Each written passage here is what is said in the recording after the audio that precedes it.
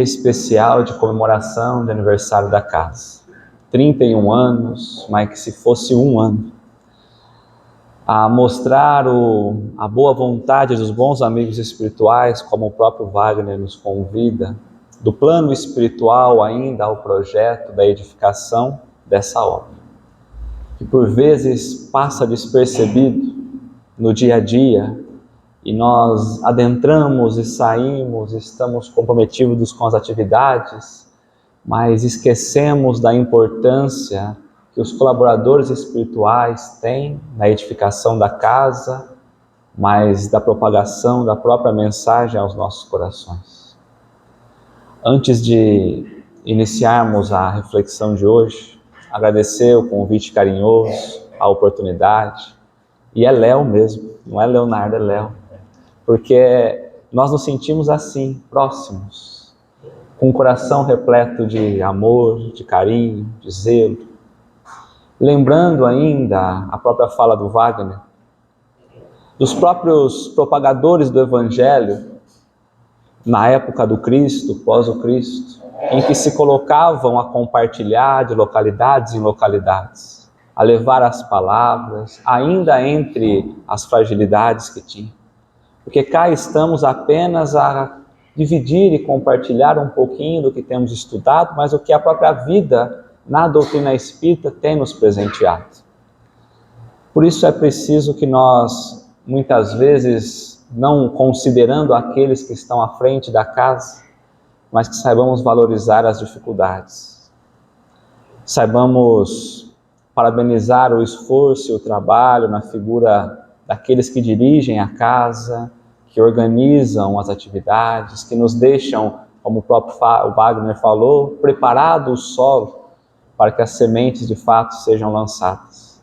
Porque se assim não fosse, muitos de nós aqui não estaríamos, eu provavelmente não estaria, a compreendermos de fato aqui, como as casas espíritas, sendo esse farol de união de irmãos, como bem colocado. Irmãos em Cristo, irmãos que buscam compreender o que significa a própria doutrina espírita. Porque ao início da nossa reflexão agora, pensando um pouco sobre o tema elaborado para hoje, a pensarmos o que a grande luz, a luz da verdade significa na nossa vida, como tem nos despertado realmente para aquilo que a doutrina espírita tem nos convidado. Quantas vezes refletimos qual o papel da casa espírita? Chegamos até a casa espírita muitas vezes pela dor e buscamos apenas pelo consolo, mas esquecemos que é muito mais do que isso. Que é aquele ponto de união em que nós nos colocamos juntos, unidos, buscarmos ainda as nossas fraquezas, a nossa pequenez, mas nos fortalecermos ante um sentimento único. A casa espírita nada mais é do que a oportunidade que nós, almas ainda em busca da elevação, procura e encontra terreno fértil. Quantas vezes na caminhada os anos se passam e nós vamos nos desencantando pela própria casa espírita, pelo próprio movimento. Mas hoje diferente, é dia de renovarmos esse sentimento, de valorizarmos o ano a ano, de valorizarmos atividade a atividade, esforços a esforços para que hoje cá estivéssemos. Por isso é preciso que nós lembremos que quando ainda buscando antes do próprio Cristo na nossa vida, Moisés ainda nos trazendo a representatividade de um Deus, apresentando um Deus, Jesus nos trazendo a figura de um Pai agora amoroso, e a doutrina espírita. Por isso, quando adentramos aquela porta, somos recebidos pelos corações, pelos braços, precisamos entender e compreender o que Espiritismo significa na nossa vida. O que uma casa espírita se propõe a levar aos nossos corações.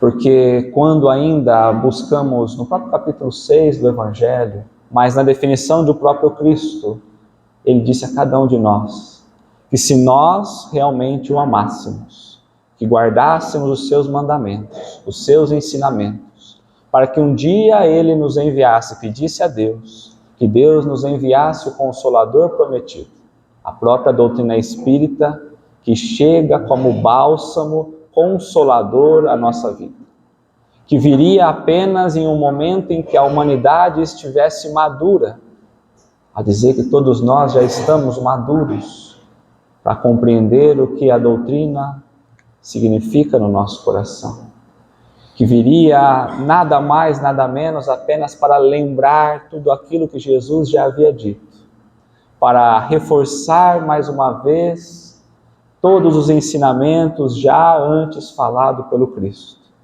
mas para fortalecer a nossa fé e para ampliarmos ainda mais a nossa própria esperança, principalmente para confiarmos mais em Deus e para trazermos olhos de ver e ouvidos de ouvir.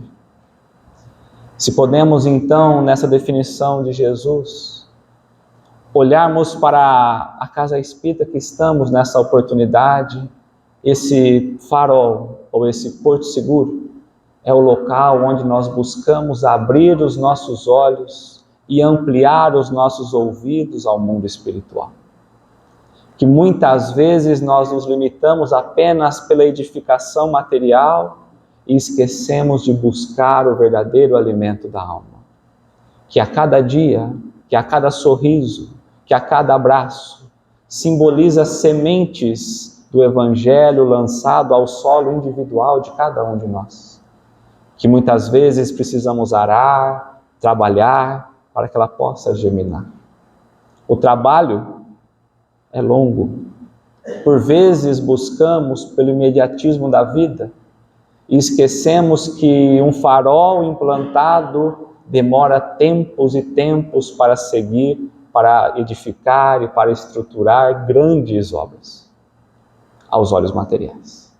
Porque no plano espiritual, as obras, as edificações e as sementes do Evangelho já têm retratado o que no futuro nós teremos colhido no nosso coração, mas que cabe nós no presente trazermos ao campo íntimo tudo aquilo que temos recebido dia a dia, abraço a abraço, sorriso a sorriso, para que as raízes comecem a penetrar no solo da nossa intimidade, do nosso coração.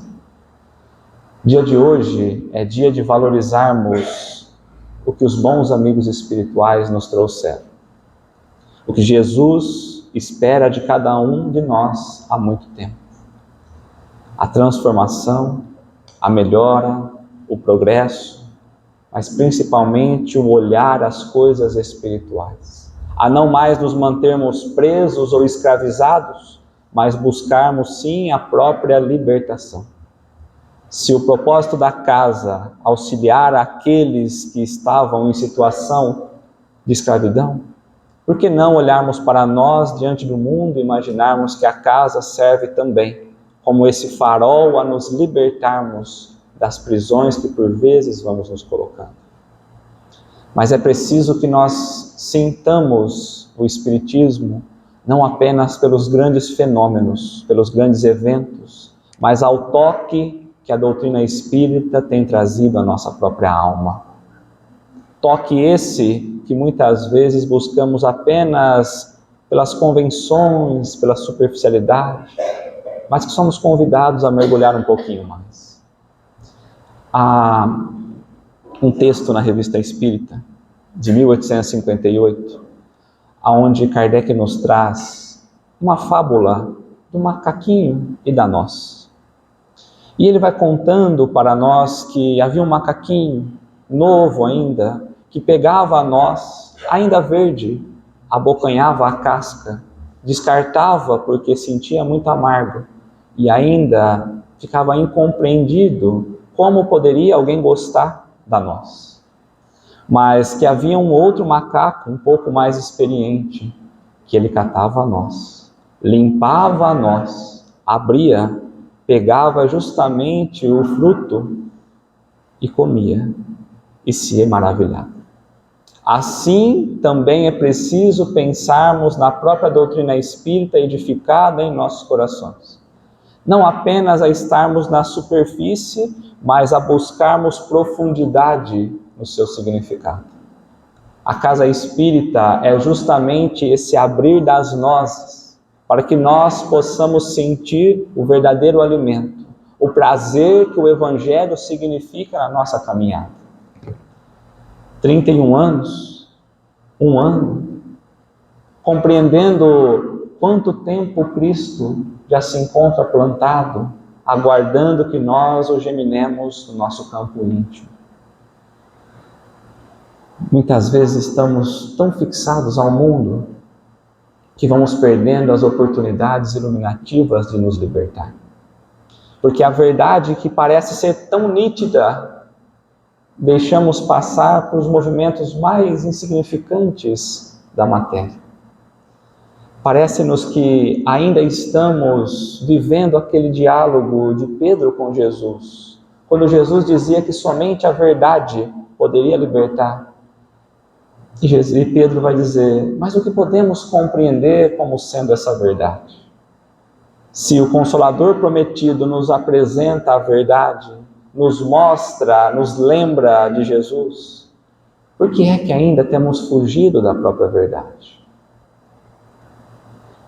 E vai dizer que Simão Pedro, perguntando a Jesus o que seria a verdadeira verdade, Jesus vai dizer que a verdadeira verdade é a verdadeira luz divina, mas que o homem ainda se encontra em condição insuportável diante da verdade, porque nós ainda não nos conseguimos mantermos firmes e fiéis à grande mensagem que Jesus nos convidou há tanto tempo. Nós ainda trazemos o espírito muito inconstante. Ora, nos dedicamos à casa, ao espiritismo, ao evangelho. Ora, buscamos as coisas do mundo, os prazeres mundanos.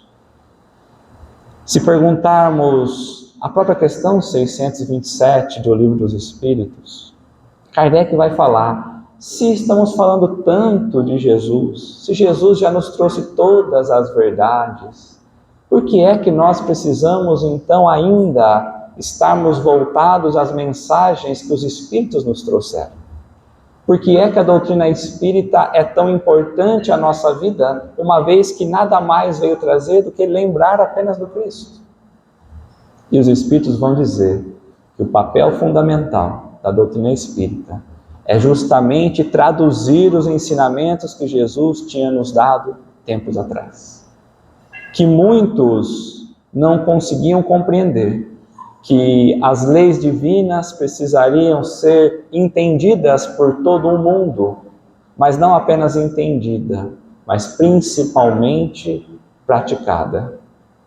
Caberia então à doutrina espírita preparar o solo para que aquele reino do bem que Jesus tanto anunciou pudesse de fato começar a estar disponível para todas as criaturas.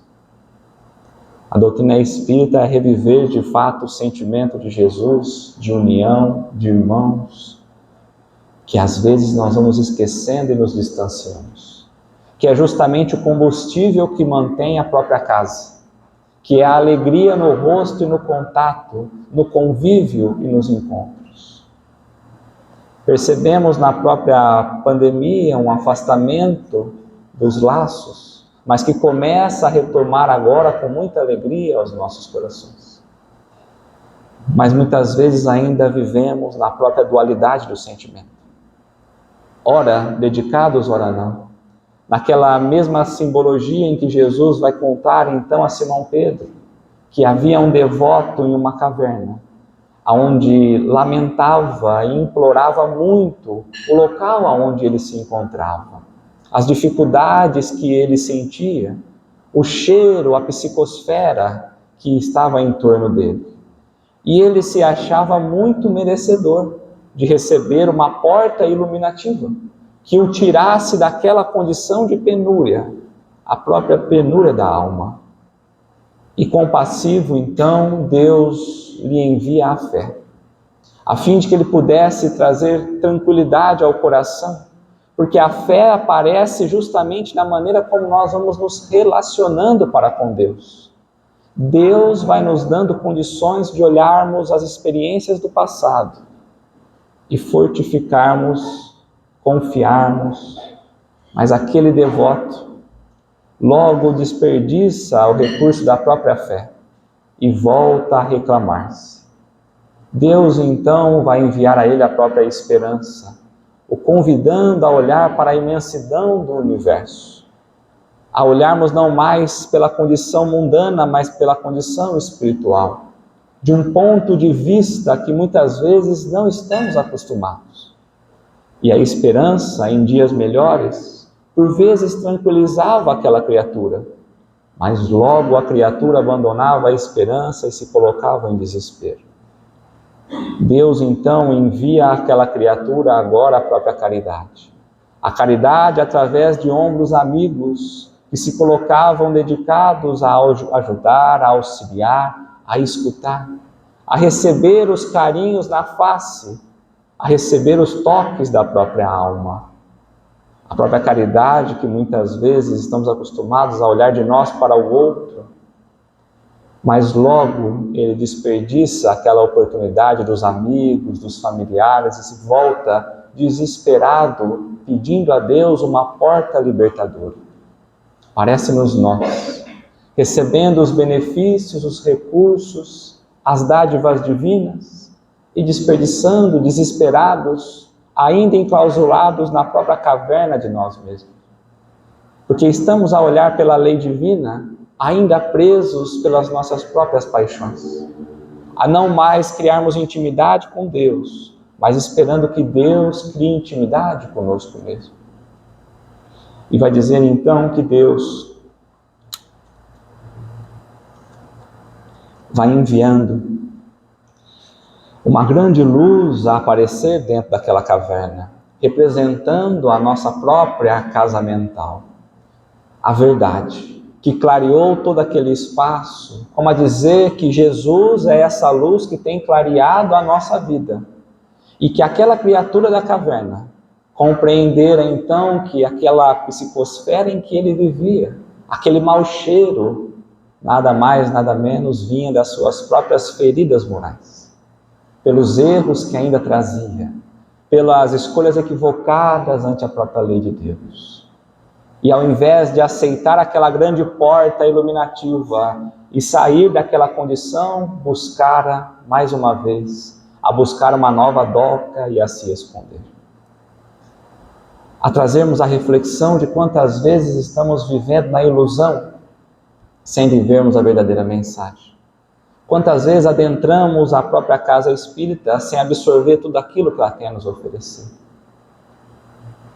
Tempos atrás, uma reunião mediúnica na nossa casa espírita. Numa reunião, uma médium percebe a movimentação de um espírito e vai falar ao médium: olha, há um espírito aqui. E eu observando de longe aquele diálogo, e o médium desesperou: aqui? Como?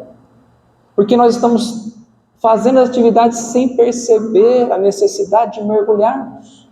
Um médium que dá passividade ao espírito e alguém que está num trabalho mediúnico. É mais do que comum imaginarmos o plano espiritual agindo entre nós. E nas nossas ilusões ainda estamos a viver as mentiras que o mundo, que o prazer vai nos trazendo, do que compreender e despertar as verdades que vão nos trazendo bases à edificação e à estruturação espiritual individual de cada um de nós.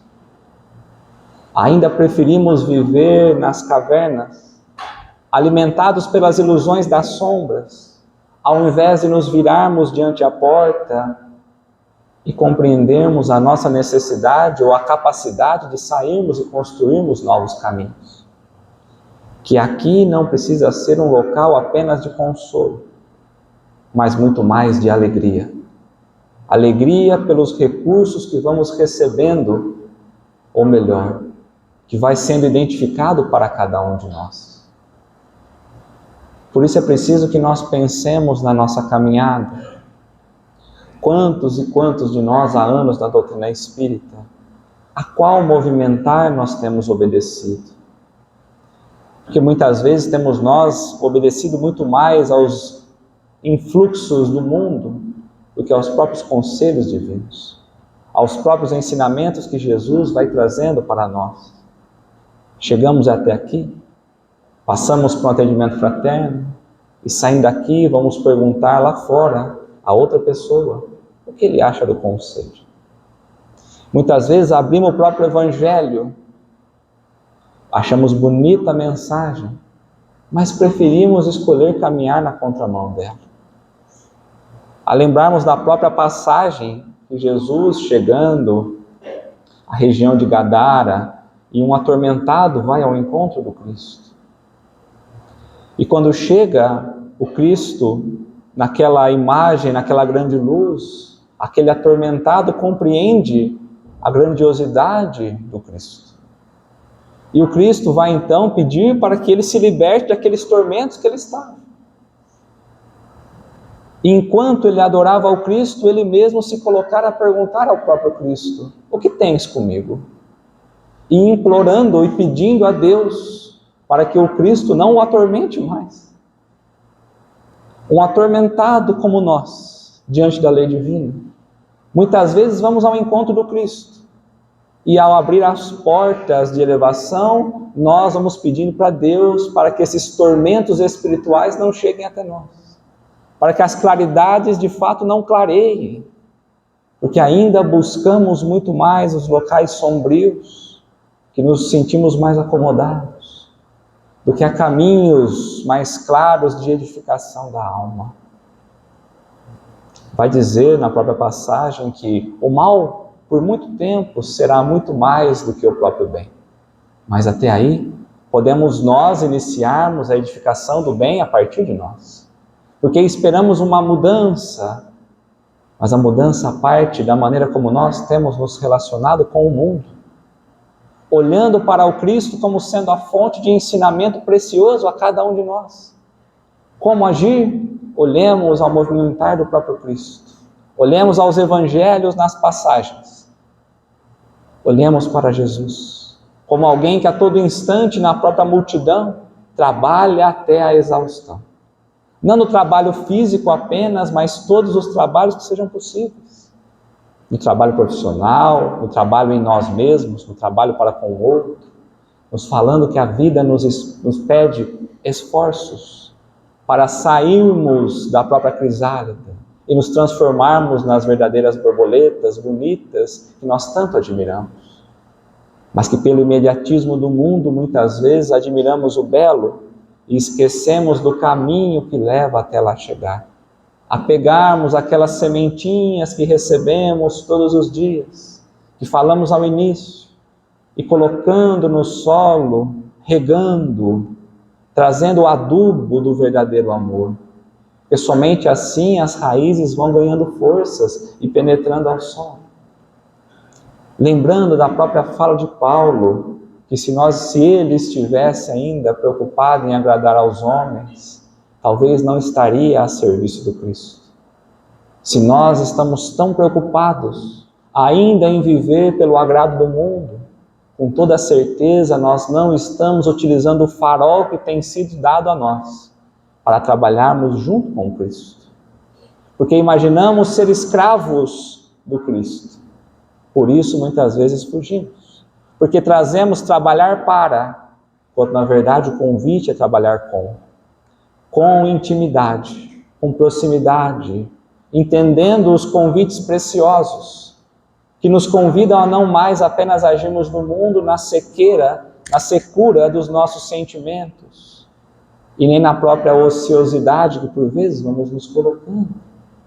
Porque muitas vezes na dualidade da vida, trazemos ali o movimentar, mas esquecemos do sentimento importante na própria relação. Ou então, muitas vezes, nos colocamos apenas a olhar o plano espiritual sem compreender a necessidade de movimentarmos em planos materiais. Intimidade. Olhar a maneira como Jesus se manifestava. Olhando para a nossa vida e questionando a nós mesmos se nós temos tido o mesmo sentimento de Jesus. Se nós temos agido em todos os cantos como irmãos. Porque ele mesmo diz que nós seríamos reconhecidos por muito nos amar. Os meus discípulos serão reconhecidos por muitos e amados. Doutrina espírita é cristianismo. Se nós falamos ser espírita, se nós compreendemos e falamos ser cristãos, precisamos compreender se já estamos credenciados a esse mesmo sentimento que nos traz a olharmos a figura dos discípulos, de sermos reconhecidos por estarmos nos amando. Ainda que eu não tenha tanta afinidade com alguém, mas eu estar no esforço para isso. E aí nós vamos vendo que, como o próprio Emmanuel nos traz, não há uma divisão. Não tem como eu falar apenas de Jesus, da doutrina espírita, quando eu estou na casa espírita. A casa espírita nos convida agora a acolhermos as sementes recebidas e sairmos o mundo para semear. Em sermos as cartas vivas do próprio Evangelho em todos os cantos que nós estivermos. Porque não há separação, não há divisão entre o templo e a oficina de trabalho, como o próprio Emmanuel coloca. O que nós aprendemos aqui precisa ser levado para a nossa vida. O que aqui nós absorvemos, precisamos começar a colocar em prática. Porque senão vamos caminhando na dualidade da vida. Muitas vezes trazemos as mãos repletas de bens materiais e não conseguimos partilhar um pão ao sair daqui. Muitas vezes falamos sobre caridade, falamos sobre mansuetude, falamos sobre todos os ensinamentos de Jesus, mas apenas para que os outros façam. Falamos sobre a necessidade do trabalho, mas apenas distribuindo o trabalho aos outros. Os nossos, nós vamos deixando para depois. Por isso é preciso que nós olhemos na própria passagem de Lucas, que nos convida a olharmos a necessidade de caminharmos ontem, caminharmos hoje e caminharmos no dia seguinte. A dizer que a mensagem precisa estar impregnada dentro de nós, a vivermos de fato o mesmo sentimento. Como Paulo nos trouxe, se nós realmente estamos em Cristo, se nós realmente estamos como irmãos, nova criatura nós precisamos ser. A casa espírita precisa estar nos transformando em novas criaturas. Não a casa espírita por ela mesma, mas o ambiente que se coloca a nós nos transformarmos. A deixarmos as coisas do passado, as coisas velhas, e compreender que tudo se fez novo. A partir do momento que o Espiritismo nos amplia a própria imortalidade da alma, a não mais olharmos apenas por uma vida material, mas compreender a continuidade. Se todos os dias eu acordar e lembrar que sou um espírito e que pouco importa se daqui 1, 10, 50 anos eu desencarnar, porque a vida continua, estamos nós em um progresso evolutivo. Será que nós mudamos a maneira como nós temos olhado para a vida? Nós já fomos apresentados à própria imortalidade e o próprio Cristo já veio nos falar sobre isso. Aliás, o próprio eixo de ensino do Cristo é a própria reencarnação. Estamos nós tão apaixonados por esse hotelzinho chamado Terra e esquecemos que nós temos que seguir viagem em algum momento, trazendo para nós todas as forças do Espírito, todo o desenvolvimento espiritual. Por isso é preciso que nós olhemos na própria carta de Paulo, onde ele pede que nós possamos pegar o nosso amor e elevar em sensibilidade e em conhecimento. Conhecimento que nós olhamos, aprendemos na capacidade da cultura, mas principalmente na sensibilidade do movimento de um para com o outro. Porque quando nós trabalhamos a própria fé, a esperança e a caridade, há 3 elementos fundamentais. A fé, a confiança que nós vamos tendo em Deus. A esperança, nós olhando para nós mesmos, na certeza de que amanhã teremos dias melhores. Eu comigo mesmo, mas na caridade, no compromisso findado de um para com o outro. E vamos nós percebendo então que entre a cultura e a própria santificação, aquele que sabe ou aquele que ama sempre está muito à frente daquele que apenas sabe. Neio Lúcio vai nos trazendo isso no livro Jesus no Lar. A necessidade de não mais caminharmos cegos aos movimentos, mas estarmos amando desde o momento que nós acordamos. Porque apenas essa vida material seria muito pouco, muito limitado. Porque se nós olhamos para Jesus, considerando apenas uma vida, nós seríamos os mais miseráveis de todos. A abundância dos benefícios que recebemos do alto, para apenas uma vida material, passarmos e nada mais.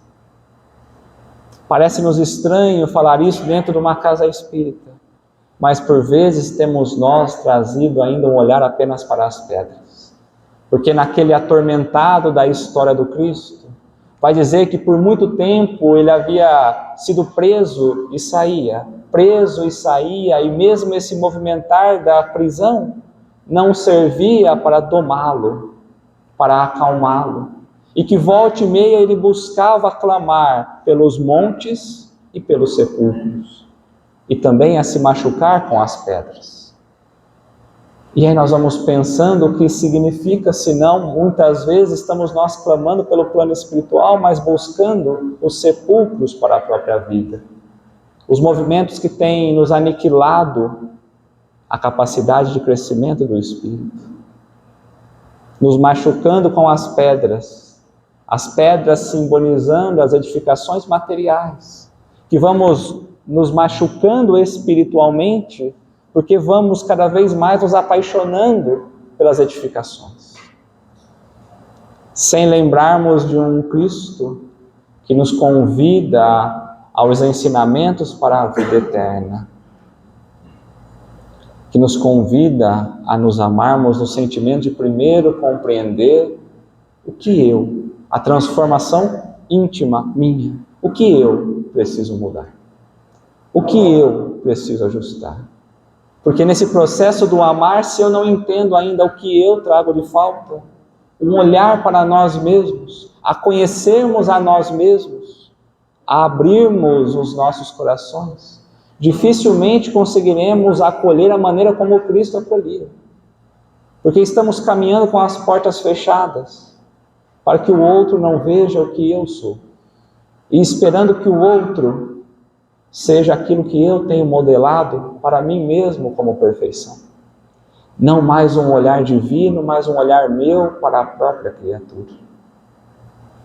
Voltando todas as vezes à nossa própria caverna mental, impedindo que a luz do Cristo realmente penetre no nosso coração. Olhando nesse propósito do amar, mas também compreender que o outro traz o seu tempo, que o outro traz limitações importantes, que eu não posso forçá-lo a estar aonde eu já consigo estar, muito menos aonde eu desejo que ele esteja. Porque muitos olham para nós e desejariam que estivéssemos em condições muito melhores. Trabalhando no bom combate que Paulo nos fala. Porque há combates e bons combates.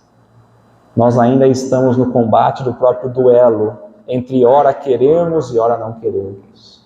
Mas que o bom combate é aquele que nos convida a olharmos para nós e aniquilarmos aquelas escuridões que vão assolando os nossos sentimentos, que não permite de fato que Jesus adentre a nossa vida, porque embora falemos tanto de doutrina espírita, ainda que falemos tanto do Cristo, também nos posicionamos pedindo a Deus para que nos afaste desse tormento de viver a verdadeira mensagem, porque como ficaríamos? Como seríamos censurados? Trabalhar em nós mesmos. Compreender os movimentos que precisam ser feitos para que os laços sejam cada vez mais apertados, para que os espaços sejam cada vez mais diminutos, e que nós olhemos para a multidão como o Cristo olhava, como grande oportunidade de ensinar, mas de crescer a si mesmo, com esperança, sem querermos as coisas no imediatismo da vida, porque a própria semente nos convida primeiro a rompermos a casca, para depois ela sentir essa intimidade com o solo. O Evangelho também espera que o nosso solo esteja de fato interessado, para que as cascas possam romper e as raízes possam aprofundar. Contar com o tempo, porque se buscamos ou esperamos estar na condição perfeita para agirmos junto com Cristo, talvez isso nunca aconteça, porque é pelo trabalho diário, pelo esforço, pela resignação, que nós vamos nos credenciando a esse trabalho belo e bonito.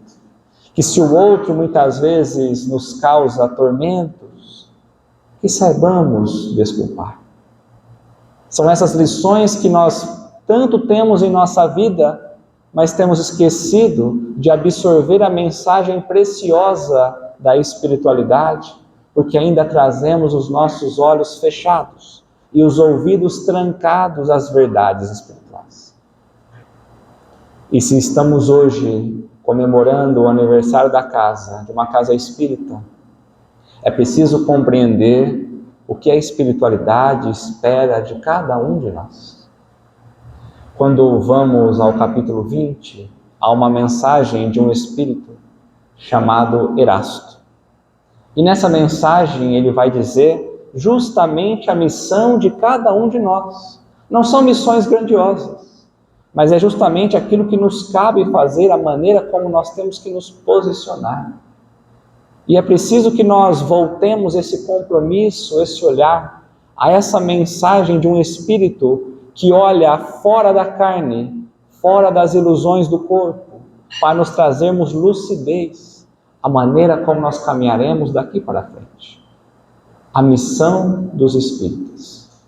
E ele vai dizer que muitos serão chamados justamente a essa missão, mas que muitos também se desviarão da mensagem.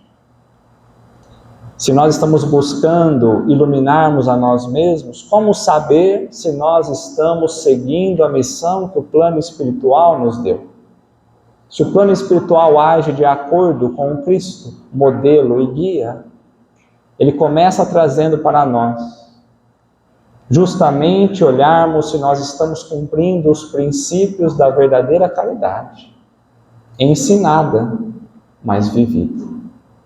Porque por vezes estamos ensinando sobre caridade, mas vivê-la é algo muito distante. E ele vai seguindo para nós pela abnegação e pelo desinteresse pessoal. O que tem nos trazido a própria doutrina espírita? A vontade de fazer o bem, o desinteresse pessoal, ou nós ainda chegamos à própria doutrina buscando algumas vantagens para nós mesmos? E ele segue para nós pelo número de aflitos que nós temos consolado. Quantos aflitos consolamos na semana que passou? Não podemos pensar nos aflitos que chegaram à casa espírita, que por obrigação nós teremos que atender. Quantos aflitos temos nós consolado? Mas é falar que principalmente pelo princípio, pelo triunfo dos nossos próprios princípios. Principalmente pelo triunfo dos princípios cristãos da nossa própria vida. Se todas as mensagens de Jesus, se todas as mensagens que nós compartilhamos, se nós temos conseguido triunfar sobre elas, ou se temos apenas compartilhado e vivido uma vida totalmente ao contrário. Mas se nós pudéssemos trazer uma mensagem que simboliza muito o dia de hoje, na própria união e da própria irmandade, caberíamos o discurso, ou um breve pedaço do discurso, de uma mensagem de Bezerra de Menezes, que nos convida a um olhar de união. De união, porque realmente é o que a casa espírita precisa significar na vida de cada um. E nesse breve discurso, nessa frase, ele coloca para nós que quando somos solidários um para com o outro, nós seremos então uma verdadeira união. Quando estamos agindo separados, somos apenas ponto de vista, onde eu olho um, olho o outro, mas não vive os mesmos sentimentos do Cristo. Mas que somente quando nós estivermos juntos, nós conseguiremos viver os verdadeiros propósitos que nós colocamos a viver. Juntos e unidos no mesmo sentimento de Jesus, gravitando em torno da mensagem preciosa, para não mais ficarmos nós presos ou amarrados à própria escravidão do mundo, mas para nos libertarmos a fim de compreender os nossos verdadeiros deveres. Pedimos então, pensando aqui em Deus e nas oportunidades, que nós consigamos ter força, que nós consigamos ter vontade de seguirmos unidos em torno da mensagem, da palavra de Jesus, para não mais nos distanciarmos, mas para cada vez mais, juntos e unidos, sermos reconhecidos como verdadeiros discípulos. Muito obrigado.